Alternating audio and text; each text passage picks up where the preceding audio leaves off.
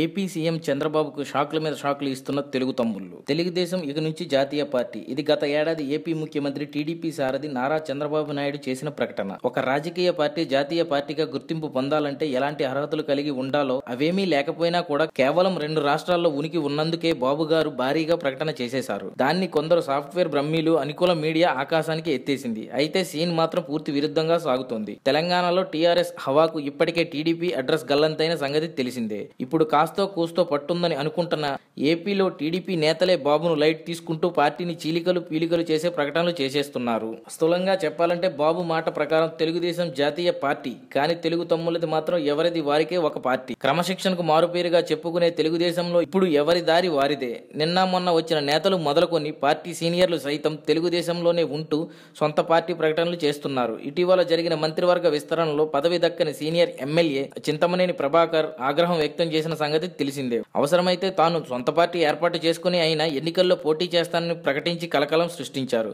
ఇప్పుడు అదే దారిలో మరో నాయకుడు చేరారు. భూమా నాగిరెడ్డి మరణంతో ఖాళీ అయిన నంద్యాల స్థానానికి పోటీ చేసేందుకు మాజీ మంత్రి శిల్పా మోహన్ రెడ్డి సిద్ధమవుతున్నారు.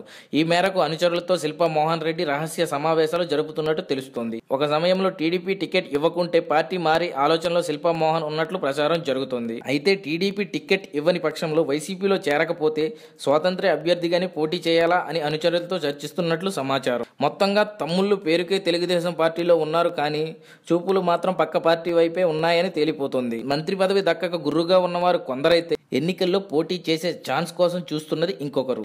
ఈ కలివిడి కాపురం పంచాయతీని బాబు ఎలా హ్యాండిల్ చేస్తారో చూడాలి మరి. For more videos, please subscribe our channel.